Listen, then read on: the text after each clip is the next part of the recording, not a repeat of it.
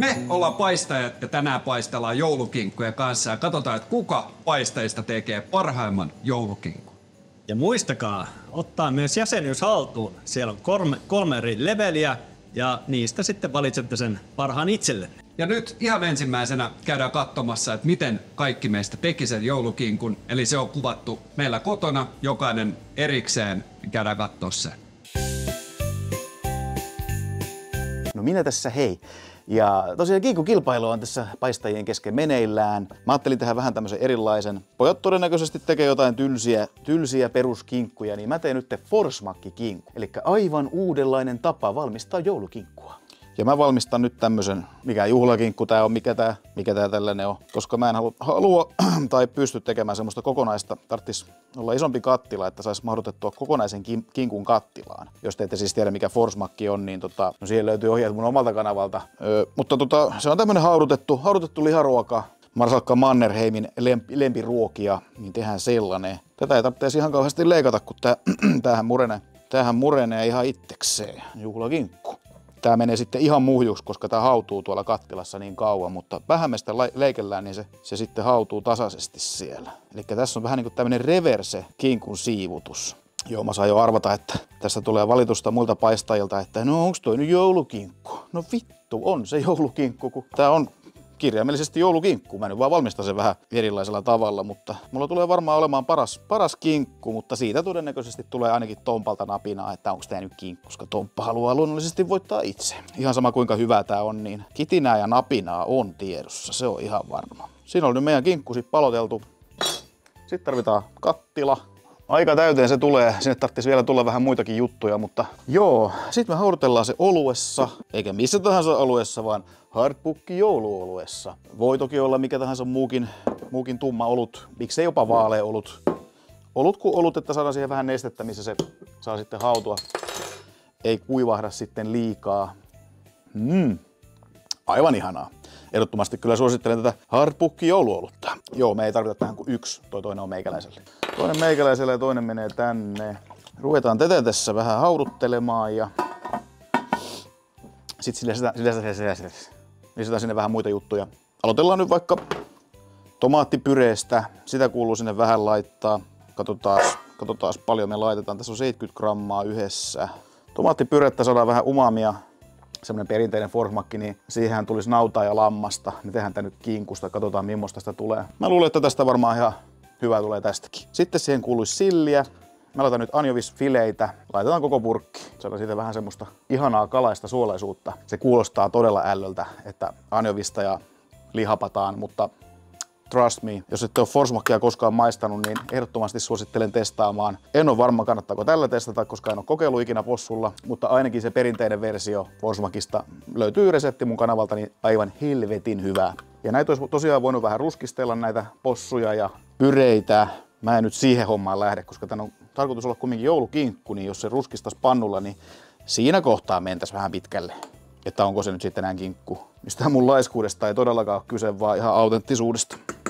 Sitten vähän sipulihommia. 3 soolovalkosipulia, 2 soolovalkosipulia ja 3 keltasipulia. Ja sipulihan me leikataan tietystikin onion slayerillä. Kyllä se voi toki leikata jollain muullakin veitsellä.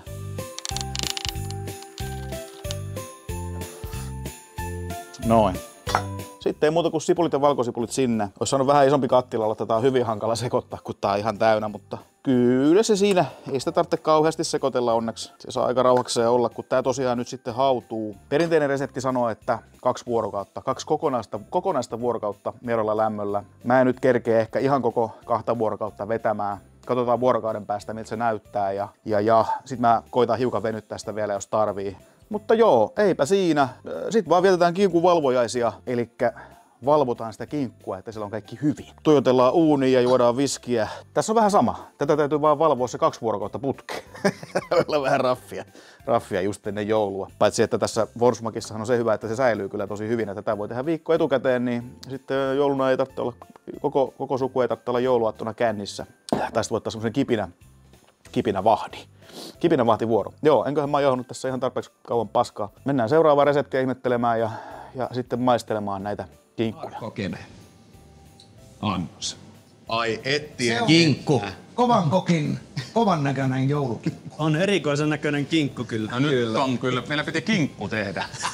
Mutta tää on tehty kinkusta, että tää No on voi tosiaan... herran jumala. Tää on tosiaan Marsalkka Mannerheimin lempikrapula ruoka ollut aikoinaan 48 tuntia haudutettua kinkkua, pikkusen anjovista. Perinteisesti tulee silliä, mutta mä laitoin anjovista.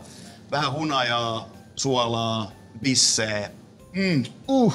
Ihana kinkku. Joo, siis forsmakkiaan kuuluu smetana ja peruna. Smetana nyt tuli pikkusen naristista, voi ottaa tosta hiukan. Mä en pelkkää kinkkua, kun tää oli kinkkukisa. Joo, mä en ehkä itse tätä joten niinku varsinaisesti niinku millainen tää on kinkku. Nyt ollaan kaukana joulukinkusta. Ei, siis En näe kyllä tämmöstä kinkkua koskaan maistanut. kinkku oli tehtäväanto. Ja siis niinku... Tää on vorsmakki eikä kinkku. Tää on borsmakki ja nyt on pakko sanoa, että ei ollut, se on hyvän makuinen, mutta ei ole kyllä ihan mun lempparin maku. Onko näin? Hyvä makuinen, mutta ei Se on ole. ihan hyvä. No aika vähän tommonen hiiltynyt maku siinä. Siis mun mielestä tää on kyllä aivan ihana. On se hyvä. Mutta Kyllä tää on mun mielestä ihan pyöreä kymppi. Tää on kyllä niinku, mä veikkaan, että kellään ei voi olla Oma parempaa. deletoidaan pois. Kyllä tostakin saa. mä katsoin, että antako Mikko 10, mutta siinä onkin ykköskohdassa vaan 0. Mitä paskaa, Mikko? Siis saatana hyvä, mutta ei se joulukinkku. Otetaan seuraava Tää on kinkku. kinkusta tehty, mitä? Se on vorsmakki eikä kinkku. Seuraava.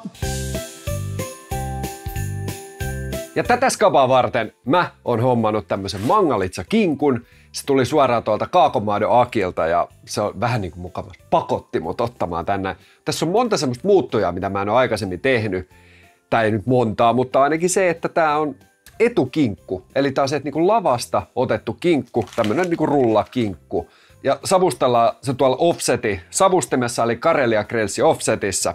Ja mä luotan niinku kaikessa tässä näin nyt siihen, että ei aleta kikkailemaan mitään ihmeellistä, kuten ehkä jotkut muut tällä videolla on tehnyt, vaan otetaan erittäin laadukasta raaka-ainetta ja sitten savustetaan se tuolla noin ja käytetään siihen tammihalkoa ja savustellaan sitä joku 3 tuntia tuolla offsetissa ja sitten sen jälkeen laitetaan se mietoon uuniin, joku 90-asteinen uuni ja sitten nypätään se pois sieltä siinä kohtaa, kun siellä on sisälämmöt, semmoinen 65-67 astetta.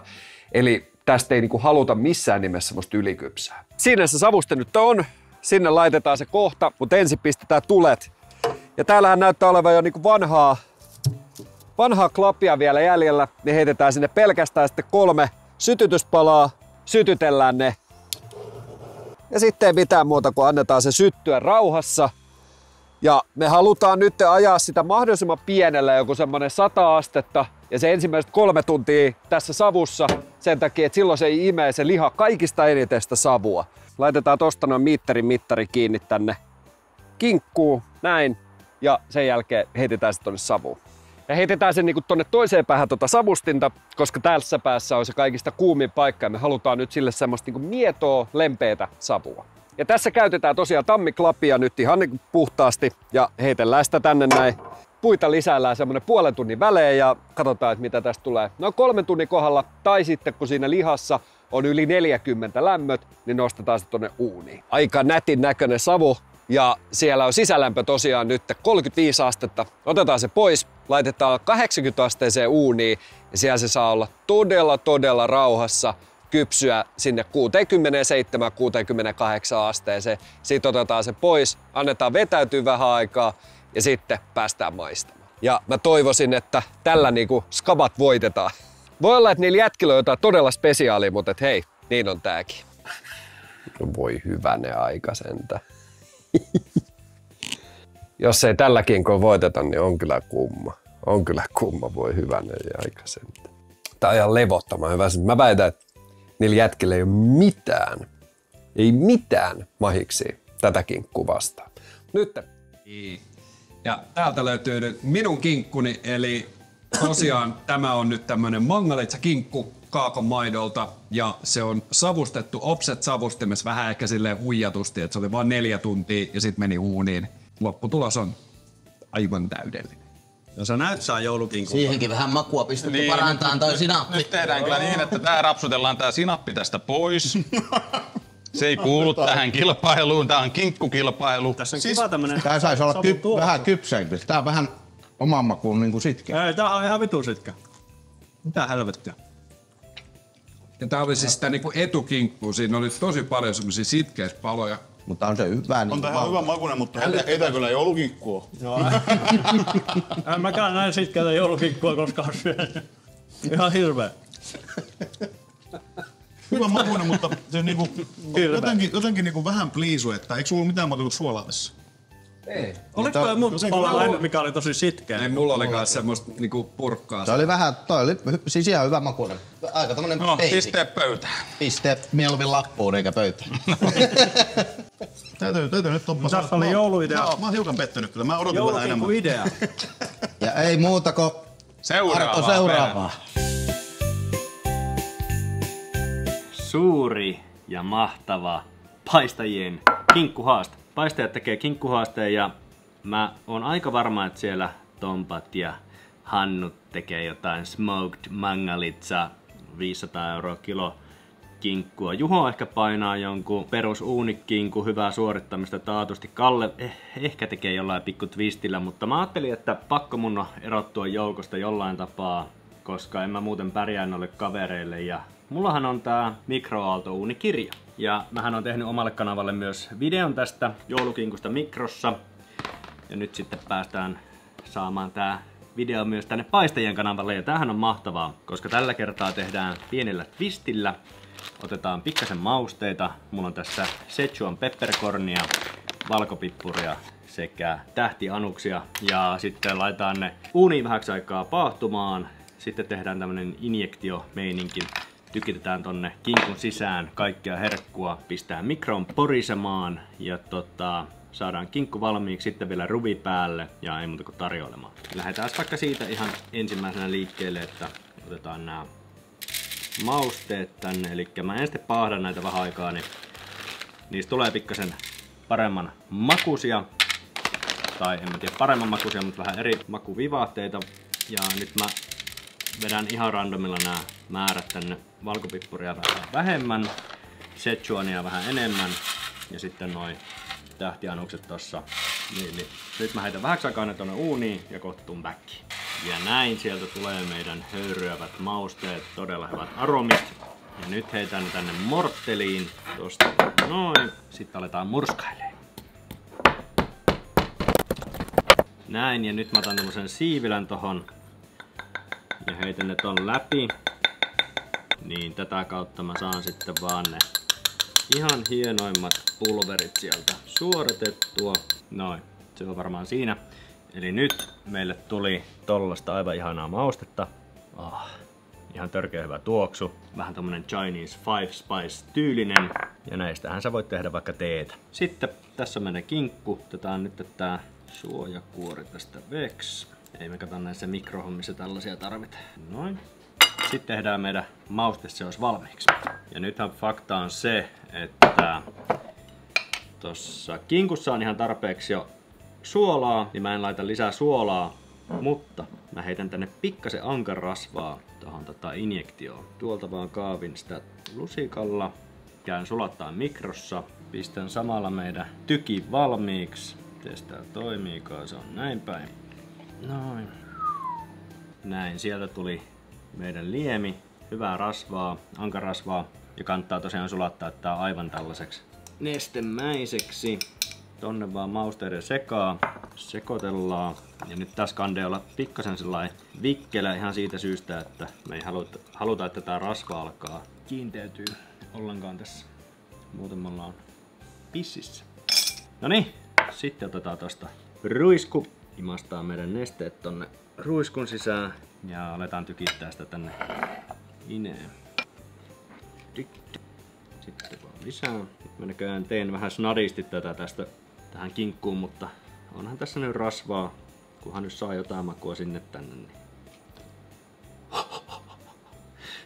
Se skvirttaili ympäri ämpäri. No ja noin loput voi heittää vaikka tähän päälle. Mitään ei hukata. Noin, eli siinä on meidän kinkku valmiina mikroon. Tai itse asiassa tehdään vielä yksi juttu. Taas tosta vähän porkkanaa. Heitellään tuolle ympäriinsä tää porkkanaa. Saadaan tämmöstä ihanaa porkkanaisuutta. Sitten sitten kiehuvaa vettä päälle. Noin. Ai että. Ai ettien että mikä kinkku tulossa. Nyt mikroon. Pistäkää kamera ylöspäin ehdottomasti kun laitte mikroon. Sitten vaan ovi kiinni. Täys teho ja 30 minuuttia. Siitä lähtis. No niin, kinkku on ollut puoli tuntia siellä ja kattokaas miltä se tällä hetkellä näyttää. Sanoisin, että aika hyvältä jopa. Nyt luukku takas kiinni, tosta teho puoleen väliin ja heitään mittariin semmonen toiset puoli tuntia. On se komia. No niin, kinkkumme on valmis ja se näyttää siltä. Ei ole huonon näköinen, eihän. Katsotaan sisälämpötila. Okei. Aika hyvä. 88, rapsakka pinta. Kokeillaan tuolta toiselta puolta vielä. Se on semmoista 88, 89. Sitten otetaan kinkku mikrosta ja kuunnelkaa. Todella rapeeta kuorta. Ja tää kuori me halutaan ehdottomasti säästää, joten otetaan se pois tästä. Aivan ihana kamera. Näin. Pistetään se tähän erilliseen astiaan. Sitten itse kinkku voidaan nostaa tähän työtasolle. Kattokaa kuinka juicy. Ja jos intoudut siellä kotikeittiössä tekemään reseptin, niin maistakaa näitä porkkanoita. Nää on nimittäin hyviä. Oi vittu, nää on oikeesti ihan saatana hyviä. Sitten otetaan tämmönen Christmas Ruby, joulukinkku Ruby. Heitellään tuohon päälle. Joka puolelle pikkasen. Noin. Vielä vähän pyöritellään tossa. 250 asteeseen hetkeksi. Noin. Se ei kauaa tarvinnut. Ehkä semmonen 6 minuuttia ja meidän kinkku alkaa olla kohta valmis. Nyt siirretään se tästä tohon. Ja sitten hetki, mitä kaikki olemme odottaneet. Kinkun leikkaus. Din din din din din din din. Ja kattokaa. Juicy. Vaikkakin ylikypsä kinkku. Leikataan pari palasta maistiaiseksi. Oh yes. Ja tästä mä tuun nyt erotteleen nämä isommat palat käyttiskamaksi siinä kisassa. Ja sitten mä otan nämä pienemmät palat nyt itse syötäväksi. Ja tässähän on ihan tarpeeksi. Nää riittää sen kisaan. Yhtään normaalia kinkkua täällä tarjolla.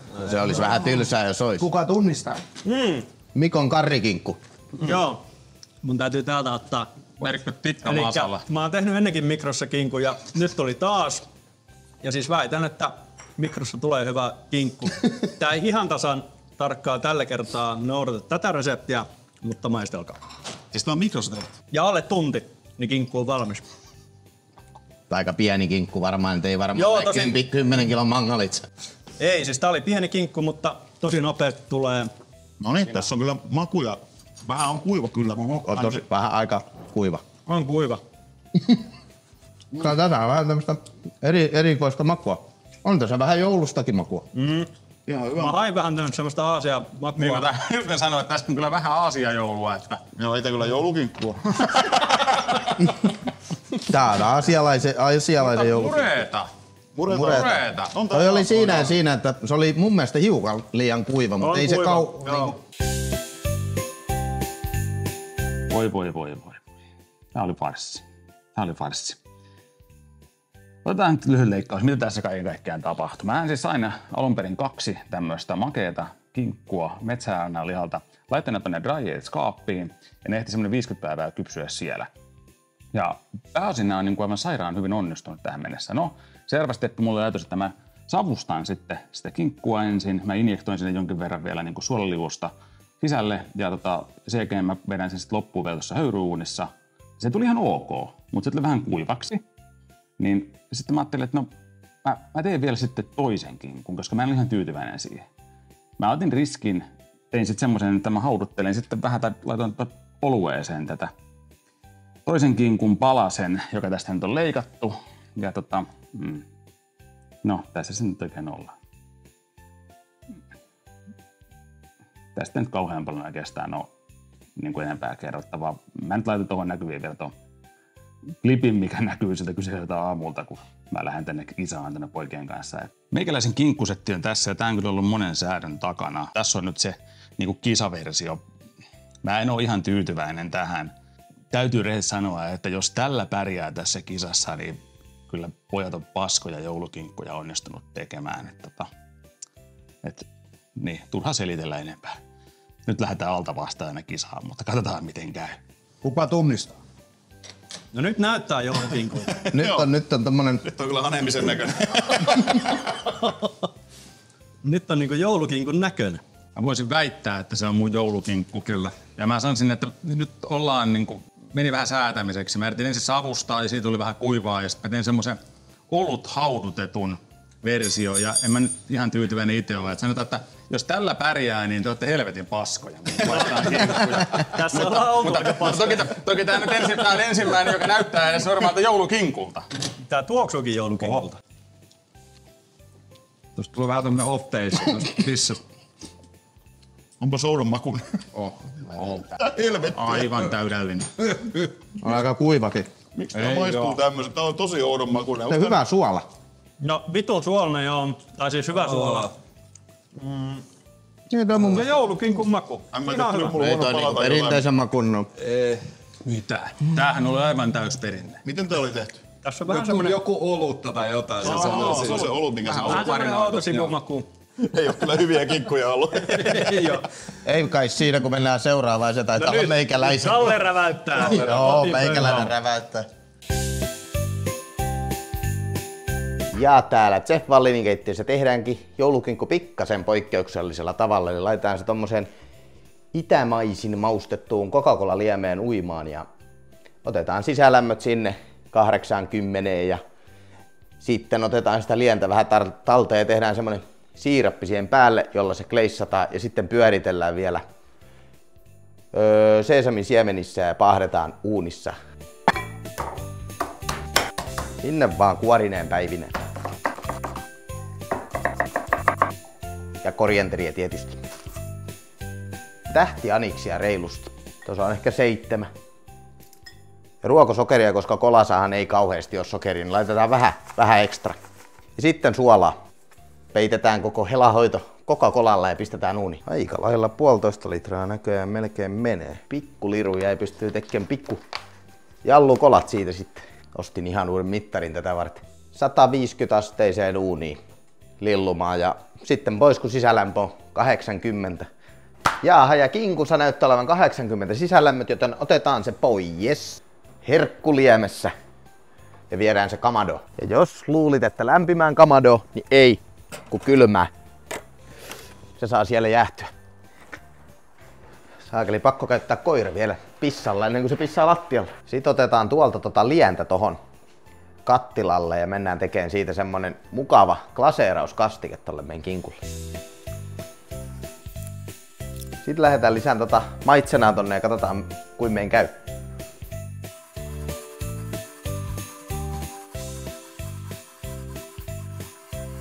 Se vähän paakkuuntui, se olisi ehkä johonkin veteen kannattanut ensin, johonkin nesteeseen ensin sekoittaa. No ehkä tästä vielä hyvä tulee. Ei se nyt ihan kauheasti ole kerennyt jäähtyä, mutta kyllä siinä semmonen oma makuunsa on. Ja sitten tuolta seesamin siemen jää päälle. No on tässä ainakin yritystä, jos ei muuta. Tästä voi tulla ihan hyvä. Nyt se on siinä. Ja nyt se laitetaan kuumaan uuniin vielä. No niin, se oli uunissa semmosen 10 minuuttia. Mä en viittynyt pitää kauempaa, ettei ne pala. Mutta pistetään tosta vähän toholla vähän ulkonäköä vielä siihen. Täältä mistä on vähän vaaleampia, niin no nythän ne varmaan paloo sitten. Mutta nyt tää pistetään tonne kamadoon jäähtyyn ja hetken päästä viedään jätkille pikku maistipalat. Nyt räjähtää pantti. Vaahdetulla seesamin kuorutteella. No niin. Ja tää meikäläisen kinkku on tosiaan Coca-Cola liemessä tehty, jota oli korianteria, tähtianista, inkivääriä, chiliä, sokeria, tai ruskeata sokeria. Mahtoiko olla jotain muutakin? Voi olla, että ei. Ja sitten mä... ei muista enää, mutta sitten siitä liemestä tehtiin semmonen gleissi. Vähän lisättiin maitsena, että siitä saatiin semmonen todella siirappimainen, joka pyöriteltiin se kinkku sit siinä ja sen jälkeen sesami siemenissä pyöriteltiin ja sen jälkeen uuni täysille ja paahdettiin noita sesameita vähän. Ei nyt paljon paahtunut, mutta Oliko vähän jossain kohtaa. 4 vuorokauden projekti? Oli niin pieni kinkku, että se oli uunissa, heittäisin 3 tuntia ja... No mut 3 kertaa enemmän kuin mulla. Niin, mutta on tää 4 kertaa parempaakin. Aivan. No se nähdään kohta. Mulla on kyllä kovat odotukset Kallen kinkkuun. Joo, siis tätä mä odotan kanssa. Tää näyttää, on tääkin kuiva. No ei mun mielestä. Tää on vähän kuiva ja tää on samanlaista purkkaa kuin se mun kinkusta, se mun palanen. No mulla ei tullut, nyt tuli hyvä pala suuhun. Joo. Joo, tää on kyllä... Kyllä tää kuiva on. Mut hyvä maku. Coca-Cola ei kyllä juurikaan ole päässyt tähän. Nämä on niinku seesamisiemenille kaikkein eniten.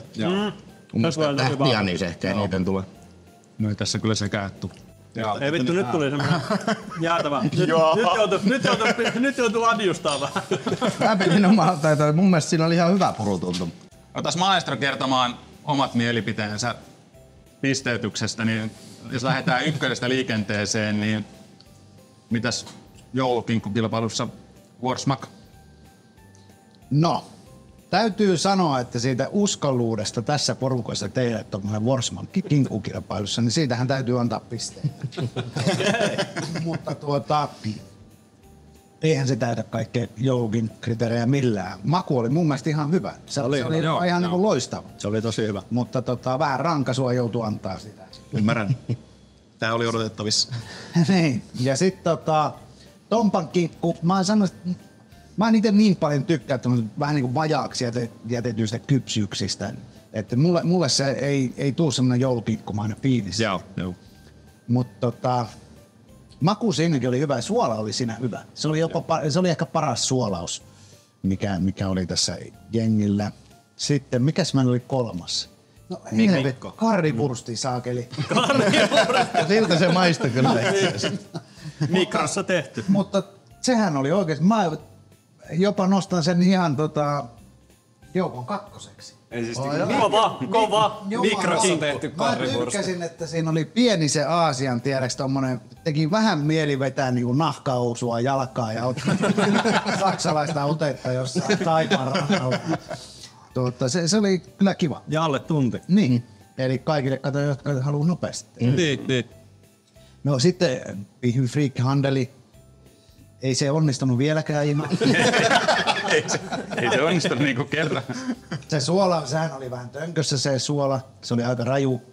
Se kuuluu kato semmoiseen amerikkalaiseen maustamiseen. Joo. Mutta mä en tiedä mikä se maku niinku oli siinä. Se on se bissa, mikä sieltä maistuu. Siinä oli kyllä Se on semmonen off-testi tuli siitä. Joo. Vähän erikoinen. Mutta kyllä mä sanoin, että Wallinin sesamipossu, niin se oli mun mielestä rakenteeltaan paras. Se oli hyvä. Munkin mielestä. Se oli Mun on pakko maistaa joku hyvä. mulle näistä ne 5 kinkusta, niin se oli mulle ehdoton ykkönen. Sama. Joo. Tsekataan vielä yhteispisteet, katsotaan miten tässä kävi, kun mietitään yhteen kaikki. Pistetilanne on tänään se, että Hannu sai 12 pistettä ja sitten sieltä Worsmahilla 14 pistettä, niin kuin toisiksi viimeinen. Sitten jaetulle kakkossijalle tuli sekä minä että Kalle, mutta siitä teillä on varmaan jotain sanottavaa. Joo, siitä on tosiaan Tompan pisteestä lähtee puolet pois sen takia, että sillä oli tuplasti kalliita. Ei ne puoli voi laittaa. Puolet, sulla oli tuplasti kalliita, puolet pois. Kyllä se on pelikulta sillä tavalla, että me oltiin viimeisiä tässä kinkkukisassa. Se on nyt turha selittää aina joka vitun kerta tätä hommaa. Ja voittajaksi julistetaan mikrokinkku 21 pisteellä. Aivan oikein. Kiitos. Tehkää ihmiset Mikrossa kinkkua. Tunti ja hyvää kinkkua pöydässä niin kuin tässä näitte. Ottakaa ihmeessä Paistajia-kanavat haltuun YouTubessa, Instagramissa ja TikTokissa. Ja muistakaa myös jäsenvaihtoehto. Ja muistakaa, että se on vain vaihtoehto. Ei siellä ei mitään kauhean jännittävää ole. Hyvää joulua kaikille. Palataan. Moro.